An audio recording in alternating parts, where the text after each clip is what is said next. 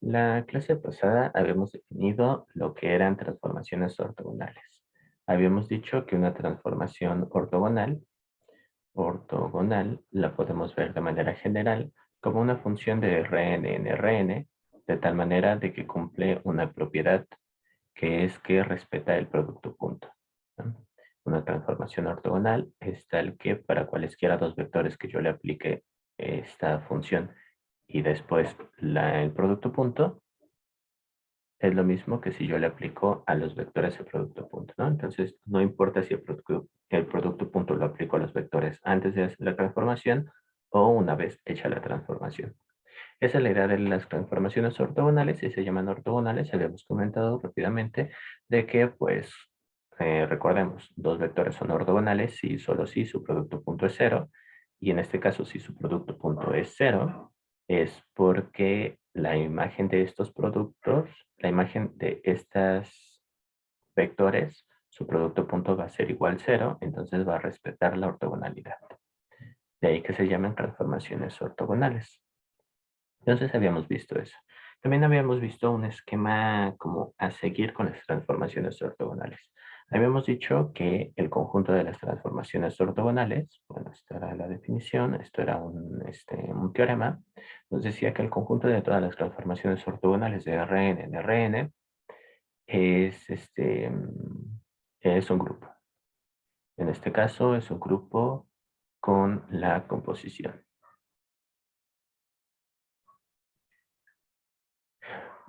Y pues quizá no vayamos tan lejos con Rn, sino quizá por el momento nos conformaremos con las transformaciones ortogonales de R2 en R2. ¿Y por qué con estas? Pues porque son más fáciles de manejar, porque son las que vamos a manejar de manera frecuente, sobre todo cuando lleguemos a el siguiente tema de transformaciones, la siguiente parte de transformaciones. Entonces, casi siempre vamos a estar enfocados en transformaciones de R2 en R2, porque digamos, desde el inicio ya íbamos encaminados hacia eso. Lo primero que vimos, o de los primeros temas con los que trabajamos, fueron el plano euclidiano. Y el plano euclidiano, pues no es otra cosa más que una representación de R2, o R2 es una representación del plano euclidiano. Ahí tenemos a nuestro plano euclidiano. Entonces es algo de dimensión 2. Y en ese plano nosotros tenemos lo que son rotaciones, lo que son traslaciones y lo que son reflexiones, junto con otras algunas transformaciones más. Pero digamos, esas son las importantes, ¿no? Las isometrías. Sin embargo, pues saber que nosotros tenemos cualquier tipo de transformaciones en nuestro plano euclidiano. Unos tipos de sus transformaciones son las transformaciones ortogonales. Y en este caso, cuando nosotros estemos hablando de estas transformaciones ortogonales, pues les digo, son de las principales o de las que más nos van a interesar. Por eso es que quizá en algunos momentos nos enfoquemos tanto en transformaciones de R2 en R2, ya sea en ortogonales, isometrías o en lo que sea, ¿no? Afines, lineales, casi todo nos vamos a enfocar en R2. Entonces, este también, a su vez, pues va a ser un grupo derivado de lo anterior, ¿no? Y más que la propiedad de grupo y que la vayamos a ocupar y que vayamos a construir cualquier tipo de, no sé, de estructuras algebraicas con el conjunto de las funciones ortogonales, pues más que eso es empezar a trabajar con las transformaciones ortogonales, acostumbrarnos a los teoremas, a las proposiciones, a los resultados que nosotros conocemos de transformaciones ortogonales, ¿no? Irlos trabajando. Sobre todo esa es la parte o a lo que va enfocada este tipo de ejercicios, ¿no? Más que a decir, mira, esto es un grupo y lo ocuparé después. Quizá no, ¿no? Pero ahí lo tenemos por lo menos. Y es que también habíamos dicho, o habíamos visto más bien, que para demostrar que es un grupo teníamos que demostrar un montón de lemas, ¿no? Los lemas estos que ya seguramente no sabemos y ya estamos hasta el cansancio de estos lemas y de andarlos viendo por todos lados, pero vamos a repetirlos una vez más. Ya no estoy seguro de cuántos lemas sean, pero voy a poner allí todas estas líneas y vamos a ver. Para que sea un grupo, nosotros necesitamos que la operación sea cerrada. Que si nosotros tenemos esto, en donde F y G son elementos de nuestro conjunto O2. Entonces la composición está de nueva cuenta en las transformaciones ortogonales. Eso lo demostramos ya. Lo demostramos, si no mal recuerdo, la semana pasada, algún día de la semana pasada. Eso sí, no me acuerdo bien. Entonces, lo demostramos ya. También demostramos que las funciones ortogonales, em, estoy viendo cuántos voy a dejar. Aquí está. Eh, que si nosotros teníamos que existía, que si tenemos una transformación ortogonal y existe la inversa de esa transformación ortogonal, entonces resulta que dicha inversa está en las funciones ortogonales. Y la idea era, pues si necesitamos que exista, ¿por qué no mejor lo demostramos, no? Lo demostramos y quitamos esto casi casi. Porque pues es lo que nosotros necesitamos. Necesitamos la asociatividad, que no la escribí, pero bueno, esa siempre se cumple. Que si f, g y h están en las transformaciones ortogonales, entonces f compuesta con g y luego con h es lo mismo que f compuesta con g y luego con h. Entonces, esa asociatividad, la, ¿cómo se llama? La cerradura de la operación, que la identidad esté en las funciones ortogonales, y esta de acá, que nos llevaría una de estas condiciones para que sea un grupo, ¿no? Que tengan inversa y que la inversa esté en el conjunto.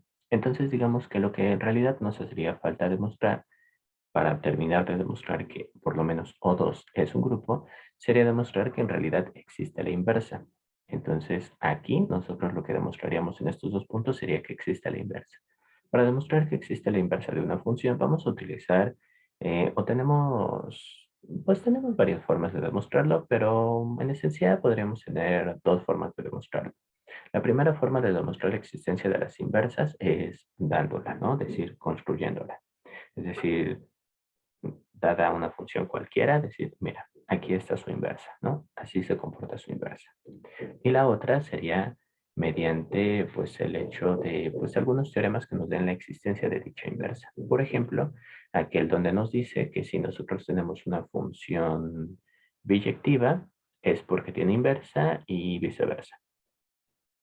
Entonces, eso es lo que vamos a demostrar. Básicamente, que la función que las funciones ortogonales son biyectivas. Quiere decir que deberíamos de demostrar que si f está en las funciones ortogonales, entonces f es inyectiva y que si f está en las funciones ortogonales, entonces f es suprayectiva. Entonces, les digo, son de los temas que hemos estado trabajando todo el tiempo, que los enunciamos, y ya es tiempo de demostrarlo, ¿no? Ya de terminar de demostrar todo esto. Les digo, las propiedades, esta, esta y esta ya las demostramos. Ya lo único que nos hace falta ver es la existencia de la inversa, es decir, la biyectividad. Entonces vamos a demostrar estas dos condiciones. Este, y para eso, pues vamos a empezar con la inyectividad, que creo yo es la fácil de estas dos condiciones. Entonces, vamos a ponerle como lema. Sea f una función ortogonal de R2 en R2, entonces f es inyectiva. ¿Y cómo demostramos que f es inyectiva? De nueva cuenta, tendríamos dos maneras de demostrarlo, que tiene una inversa izquierda o que bien cumple esto de las imágenes, ¿no? Que si tenemos esto, entonces es porque los vectores en este caso eran iguales desde un inicio. La idea de la inyectividad, que dos elementos no pueden ir a uno solo. Si van a uno solo, es porque en realidad estos dos elementos eran el mismo elemento. Así que vamos a utilizar eso para demostrar la inyectividad de las funciones ortogonales. Demostración. Aquí vamos a utilizar una condición, una proposición, un teorema, un resultado previo, que habla acerca de producto punto, ¿no? Cuando estuve viendo cómo es que la demostraba, como que me sonaba que debía de utilizar algo del estilo. Y sí, de hecho sí lo vamos a utilizar. Ahorita van a ver a qué me refiero con ello. Entonces, mi demostración empezaría suponiendo que f de x es igual a f de y, ¿no? Tenemos dos vectores de tal manera de que sus imágenes son iguales. Y lo que deberíamos de demostrar es que dichos vectores son en realidad el mismo vector. Ahora, nosotros tenemos nada más la suposición de que es una transformación ortogonal, es decir, respecto el producto punto. Y vamos a ver cómo es que la demostramos. En este caso, nosotros vamos a considerar a f de x, f de y, y vamos a multiplicar por f de x, producto punto, algún vector cualquiera, ¿no? Vamos a multiplicarlo por un vector x, un vector z. Entonces vamos a multiplicar por un vector z. Y pues nos va a dar el mismo resultado en ambos casos. En este caso, del lado izquierdo, nosotros tenemos el producto punto de x y z. De este lado tenemos el producto punto de y y de z. Z es un vector cualquiera, puede ser cualquier vector, ¿no? Puede ser el vector 0, puede ser el vector 2,3, el vector que nosotros queramos, puede ser cualquier vector, ¿no? Y esto se cumple para cualquier vector. En realidad, z es cualquier vector, sea z en R2. Entonces se cumple esa condición. Así que lo que tenemos es que el producto punto de x con cualquier vector es lo mismo que el producto punto de y con cualquier vector. Nosotros, o a nosotros lo que nos gustaría, dijimos, es que x y y sean el mismo vector. Básicamente como que podemos cancelar a z, ¿no?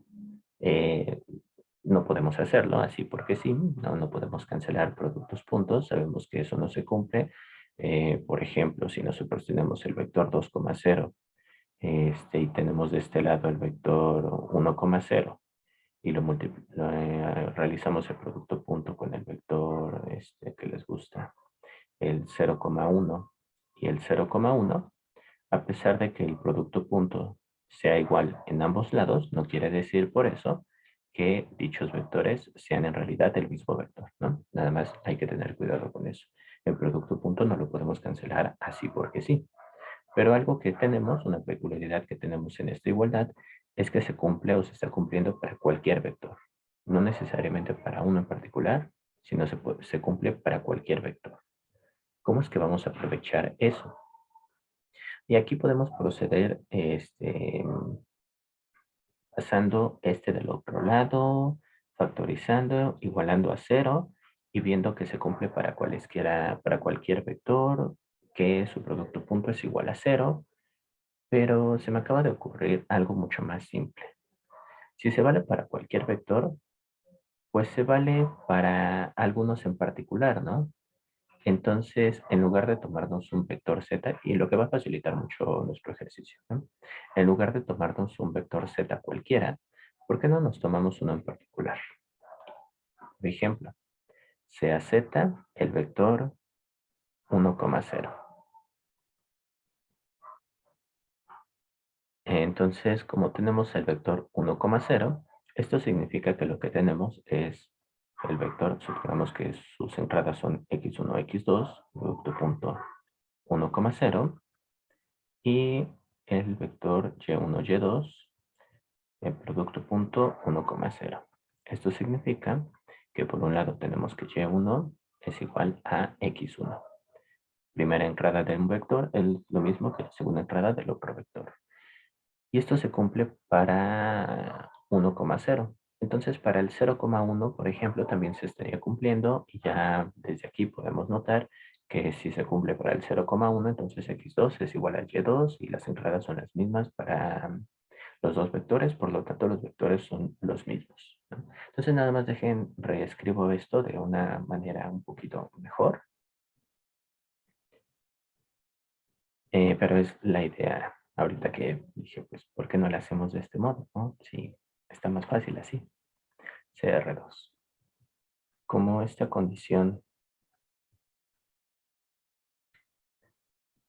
se cumple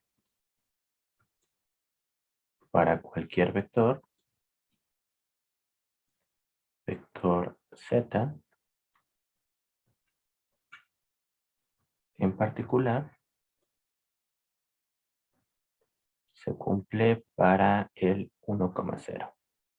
Entonces, si se cumple para el 1,0, como habíamos dicho, si nosotros tenemos x1, x2, el vector x, y lo multiplicamos por perdón, hacemos el producto punto con el 1,0, y1, y2, producto punto 1,0, nosotros obtendríamos que las primeras coordenadas de estos dos vectores son las mismas. Y ahora si lo aplicamos para el otro vector, el 0,1, nosotros lo que vamos a obtener es que, bueno, lo voy a escribir todo. x2 producto punto 0,1 igual a y1, y2 producto punto 0,1. Y esto es igual a, o bueno, me daría que x2 es igual a y2. Tenemos nosotros entonces que las dos coordenadas respectivas son iguales. Por lo tanto, tendríamos que x1,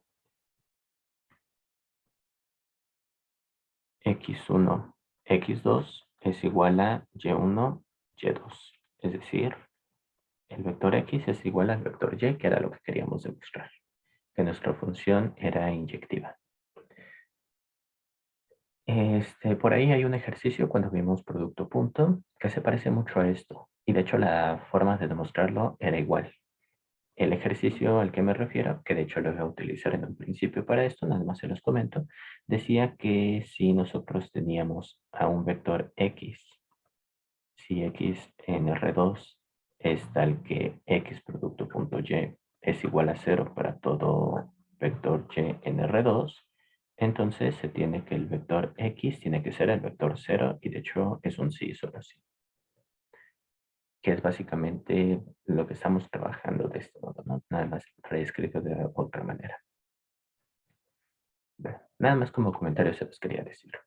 Pero aquí ya tenemos la inyectividad, que era lo importante, ¿no? Demostrar la inyectividad. Entonces, si ya demostramos la inyectividad, ya demostramos todas las demás, lo único que nos hace falta por demostrar es la suprayectividad. Y demostrar la suprayectividad es el ejercicio más complicado de todos estos. Es el lema más complicado de todos ellos, porque utilizamos varios conceptos que tiene que ver con cómo trabajamos con las transformaciones ortogonales. Si ustedes ya empezaron a ver los videos, ya terminaron de ver los videos, Lo pues, hace como con distancias, ¿no? mm, no, el que toma distancias es para demostrar que si nosotros tenemos una función f en ortogonal, entonces f es una isometría. Básicamente lo que nos dice es que el conjunto de las ortogonales es un subconjunto de las isometrías. Entonces, eso es cuando ve lo de las distancias, ¿no? En donde se toma una función ortogonal, aplica las propiedades de transformaciones ortogonales y demuestra que conserva las distancias, es decir, que es una isometría, ¿no? De hecho, ese es uno de los primeros resultados. Y se los salta un poco, ¿no? Para demostrar la suprayectividad no necesitamos eso, que ahorita si quieren se los comento un poco como para tener presentes todos los teoremas que hay que tener en cuenta. Pero aquí lo que utiliza para demostrar la suprayectividad es el hecho de que nosotros podemos escribir a una función ortogonal de cierta manera. Entonces, lo que vamos a hacer para demostrar que f es suprayectiva, considerando por supuesto que f está en las funciones ortogonales, es demostrar que f se puede ver de esta forma, y v. Y para eso necesitamos un ejercicio que nos dice que cualquier vector lo podemos escribir como esto. Y punto B, V, ¿no? Entonces es el camino a seguir. Una vez que veamos esto de acá, que es un teorema que ya vimos, pero ahorita vamos a recordar, vamos a poder llegar a esta expresión de aquí y una vez que lleguemos a esta, vamos a llegar a que f es suprayectiva. Entonces son estos pasos los que hay que seguir para demostrar la suprayectividad y terminar por fin esta demostración de que las funciones ortogonales forman un grupo. Por lo menos las de R2 en R2. Entonces, vamos a eso. Am, ¿Cómo le llamaríamos a un lema de un lema? Vamos a llamarle una proposición.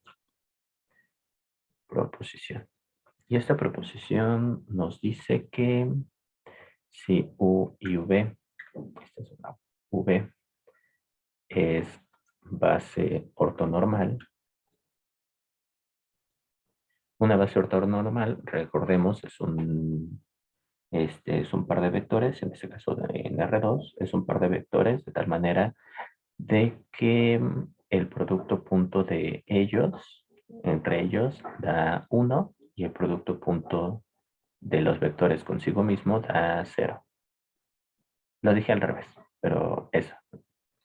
Una base ortogonal es que el producto punto con ellos mismos es 1, es decir, los vectores son unitarios y U con V es 0, es decir, son ortogonales. Entonces, eso es que sea una base ortonormal. Y habíamos hablado de que una base ortonormal no solo hace eso, sino que cumple la función de base. Entonces, si recuerdan, cuando hablamos de base, habíamos dicho que si dos vectores forman una base es porque a partir de ellos y combinaciones lineales podemos llegar a cualquier vector. Es decir, si nosotros tenemos a algún vector como este vector que tenemos ahí y tenemos una base ortonormal, en general una base, pero pensemos una base ortonormal y pensemos la base canónica como nuestra base ortonormal. Entonces tenemos esta base canónica, nuestra base ortonormal. Entonces lo que quiere decir es que si nosotros hacemos una, con este de acá, si nosotros hacemos combinaciones lineales de estos vectores, vamos a poder llegar a cualquier otro vector expresado aquí. Entonces, esa es la idea totalmente de lo que es una base. Si tenemos que este es un vector X, quiere decir que cuando multipliquemos por algún escalar a este vector U, entonces todo este vector que tenemos de aquí para acá va a ser el vector S veces U. Algo análogo para este otro vector que tenemos acá, que vamos a multiplicarlo por algún escalar, va a estirarse dicho vector y cuando hagamos la suma vamos a obtener a X. Básicamente lo que nos dice es, si tú tienes una base, es porque cualquier vector que tú tengas en el plano, vas a poder expresarlo como una combinación lineal de tus vectores U y V que quieres que sean una base. Mediante algún estiramiento, encogimiento, no sé cómo llamarle cuando se va hacia el otro lado, de tu vector U y del vector V, y cuando lo sumes, puedes llegar a cualquier vector en el plano. Entonces, eso es la idea de lo que es una base, junto con el hecho de que sea ortonormal, ¿no? Lo que habíamos comentado, de que son unitarios y son ortogonales nuestros vectores. Y no tiene por qué ser la base canónica, puede ser cualquier base en realidad que sea ortonormal. Es decir, puede ser una base que se vea como por acá de este modo. Vector unitario que formen un ángulo de 90 grados. Y va a seguir cumpliendo esta propiedad. Entonces, eso es lo que vamos a utilizar en esta proposición. Entonces, si nosotros tenemos una base ortonormal,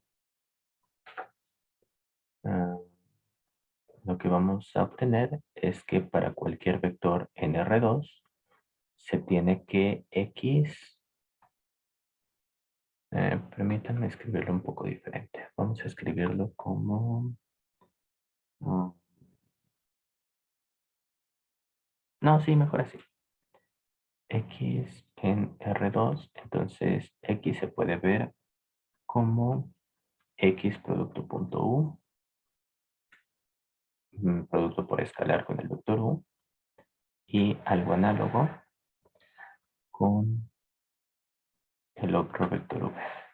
Entonces, nos dice, si tú tienes una base que es ortonormal, no busques más, ¿no?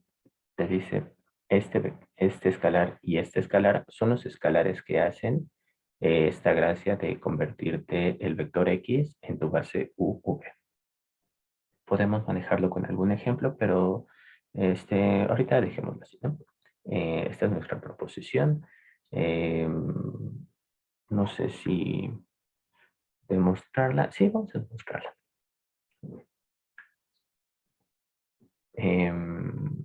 Entonces, nosotros tenemos un vector en R2 y como U y V es una base,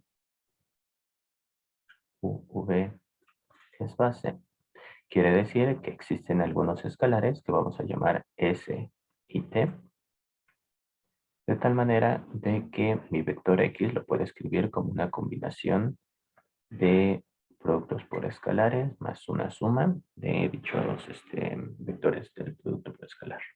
Entonces tenemos esto de acá. Y ahora lo que vamos a hacer es vamos a dividirlos en dos partes. La primera de las partes, o la primera de ellas, vamos a multiplicar por el producto, por el vector U. Multiplicamos por el vector U. Recordemos, aquí tenemos S que es un escalar y U que es un vector, es decir, es un producto por escalar, lo mismo con T y V. Y este U es un producto punto. Y de este lado vamos a hacer lo mismo, pero ahora con V. SU más TV. Y este que es un vector, vamos a multiplicarlo con V para que nos dé un escalar. X producto punto U es lo mismo que S. S es un escalar, U es un vector, U es un vector, entonces nos quedaría de este modo de V producto punto U. Entonces tenemos un producto de dos escalares, el escalar S y ahora el escalar U producto punto U y algo análogo con V producto punto U. Pero nosotros sabemos que es una base ortonormal, es decir, U es un vector unitario y V y U son ortogonales, es decir, el producto punto es cero. Por lo tanto, este X producto punto U es el escalar S.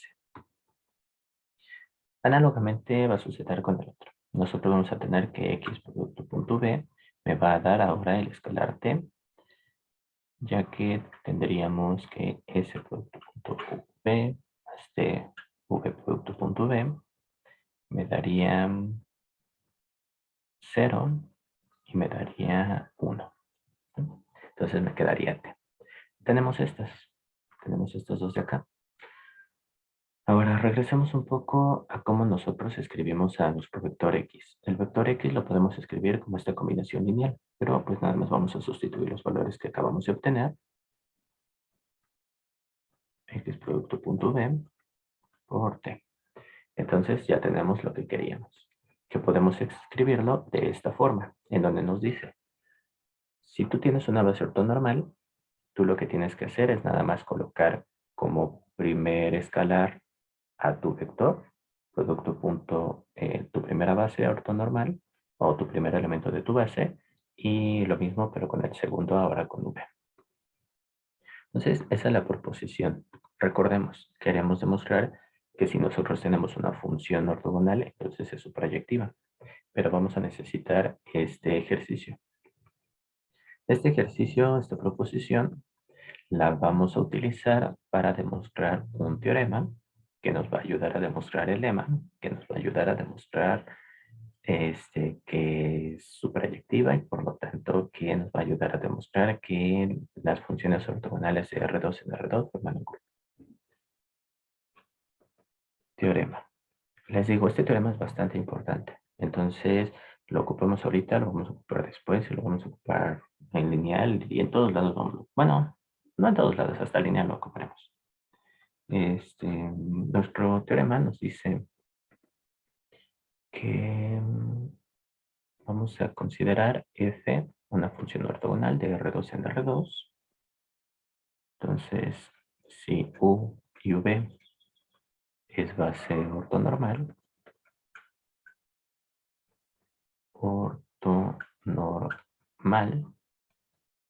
entonces nosotros lo que vamos a tener es que la función f aplicado a algún vector x, y va a ser de la forma x producto. No, va a ser de la forma xu más yv. donde aquí debemos de prestar atención a que u y v son vectores y a que x y y son escalares. ¿En qué nos va a facilitar esto? Pues en que nosotros sabemos que cualquier función ortonormal la vamos a poder escribir de este modo, ¿no?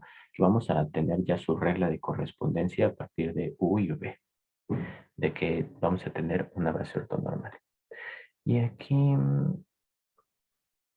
ay, no va a funcionar con cualquier base. Va a funcionar para una base en particular. La base en particular para la que va a funcionar, ahorita la vamos a ver, pero el teorema no debería de estar escrito así. El teorema debería de estar escrito, entonces existe UV, base ortonormal, tal que esto se cumple, ¿no? No se va a cumplir para cualquier base ortonormal, para una base en particular. Dicho eso, ahora sí, el teorema. Este teorema ya viene dentro de este capítulo, dentro de este tercer capítulo, también por si lo quieren revisar después, ahí está. También no es nada complicado. De hecho, por eso es que hicimos esta proposición anterior, porque lo vamos a ocupar. Entonces, lo que nos dice es, por la proposición anterior, nosotros lo que sabemos es que cualquier vector, en particular un vector que se ve como la imagen de un vector bajo la transformación ortogonal, lo podemos ver como nos dice aquí esta forma, en donde nos debemos de tomar el vector, hacer el producto punto con la base, u más el vector, producto punto con el segundo elemento de la base, y finalmente el vector v. Entonces, eso es lo que nos dice la proposición anterior, que cualquier vector, en particular este de aquí, lo podemos expresar de este modo, ¿no? Siendo que u y v es una base ortonormal con u, v, base ortonormal. Normal. Pero el teorema nos dice que existe una base ortonormal tal que cumple esa condición de allá. Hasta el momento yo no he dicho nada sobre la base. Yo solamente estoy escribiendo a un vector, decir que lo puedo ver de este modo en particular, porque lo vamos a ocupar más adelante. Lo que necesito es ver quién es esta base ortonormal que me funciona, que hace esta gracia de poder escribir a mi transformación ortogonal del modo que yo quiero. Entonces necesito decir quién es la base. Entonces vamos a proponer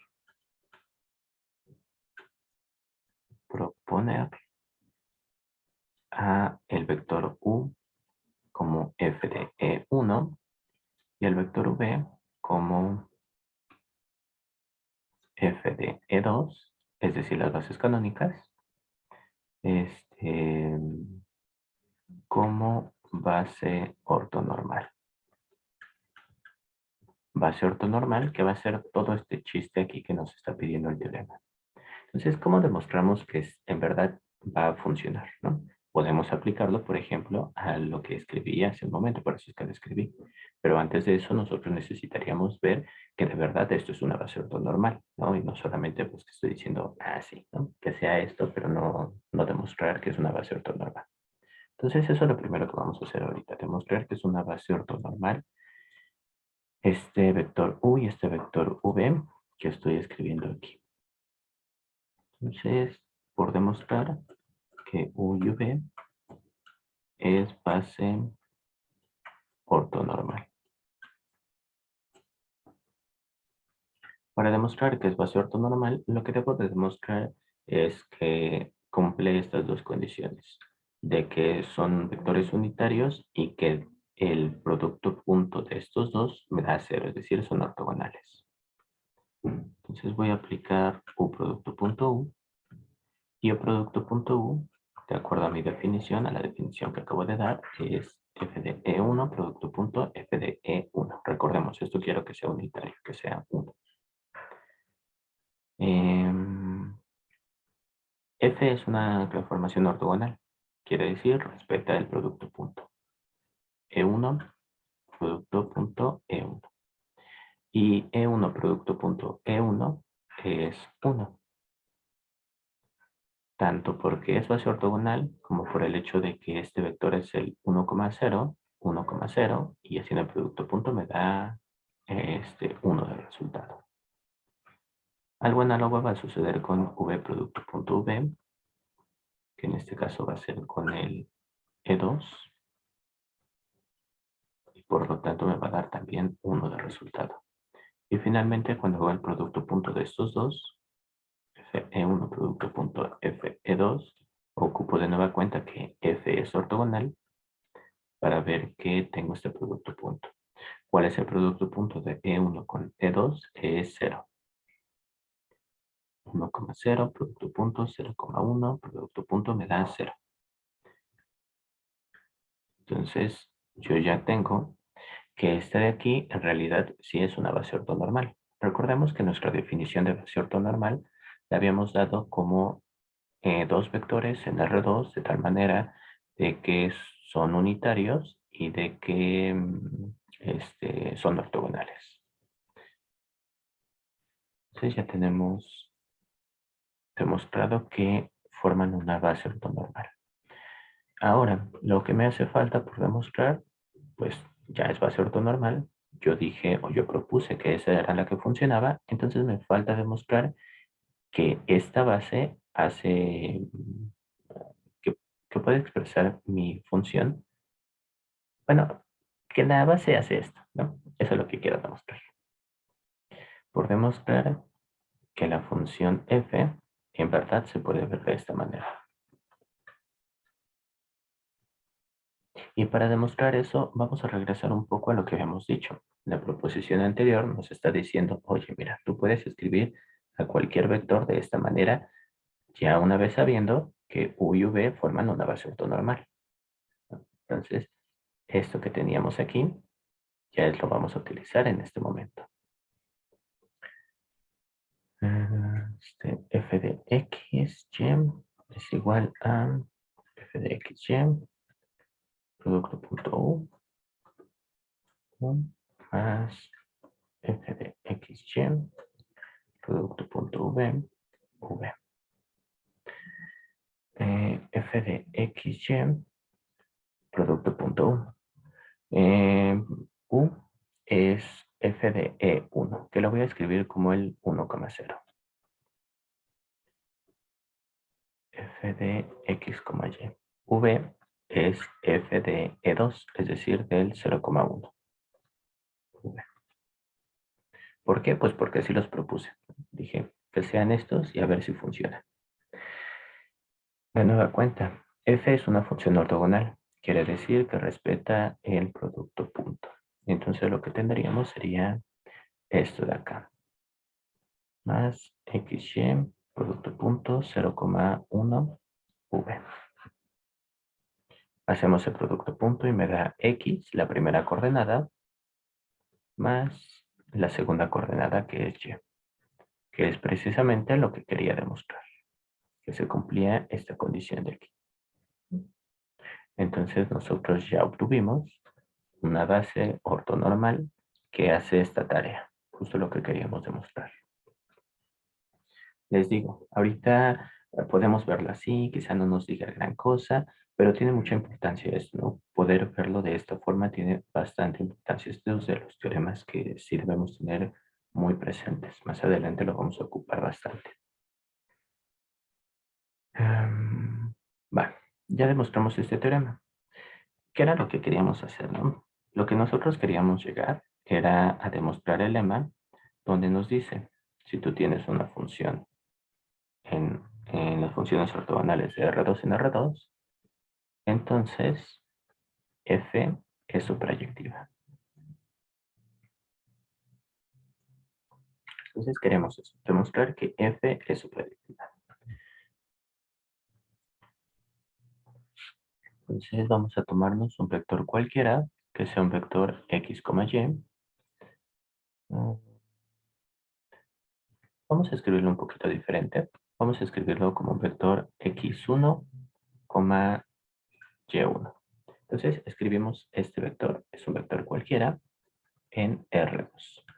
Lo que debo de demostrar es que existe algún vector, no sé, x0, y0, de tal manera de que f de este vector x0, y0 tiene como imagen a mi vector x1, y1, que estoy proponiendo. Y ya demostraríamos que es su proyectiva.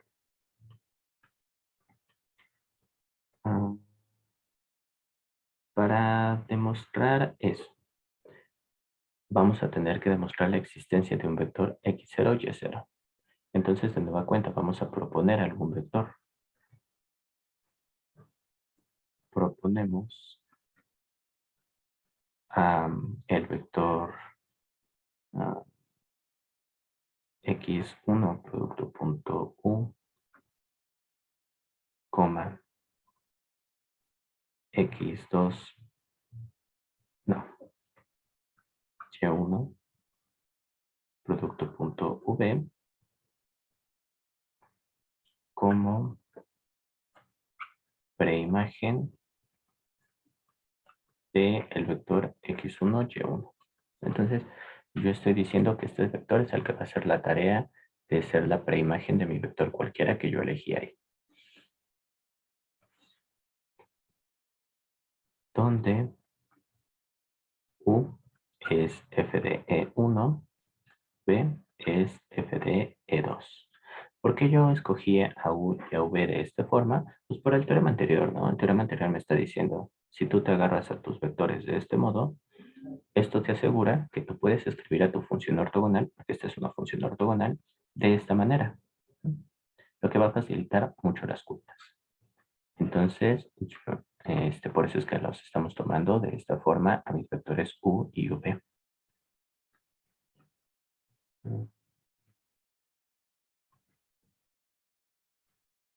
Entonces, nada más hay que verificar que de verdad esté cumpliendo lo que nosotros queremos. Vamos a aplicarle la función f a este vector que estamos proponiendo, que es lo que me gustaría que diera de resultado. Es el vector x1, y1, que fue el vector cualquiera que yo agarre. Entonces, aplicamos la función. Esto de aquí, de acuerdo a la forma en que nosotros escribimos mi transformación ortogonal, aquí está, de acuerdo a la forma en que escribimos a la transformación ortogonal, me dice, si tú te tomas a los vectores u y v de manera adecuada, tal como lo hicimos, tú lo que vas a hacer, o tú lo que vas a poder hacer, es que la función f la vas a poder escribir de este modo. Quiere decir que lo que yo tendría aquí sería x1 producto punto u por el vector u más la segunda coordenada de este vector v. Esto por el teorema anterior.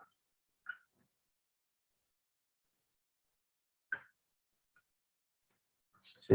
Eso lo tenemos únicamente por el teorema anterior.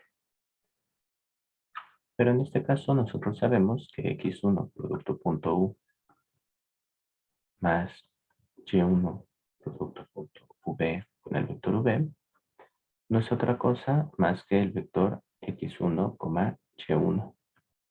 Y esto es por la proposición esta que tenemos aquí, de hecho. Esta proposición que tenemos aquí me está diciendo, si tú tienes aquí un vector y lo escribes como el vector producto punto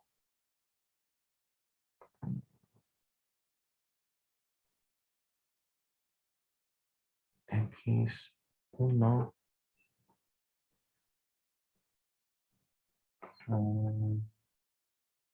ay, quizá no era así la forma en que debía de escribirlos.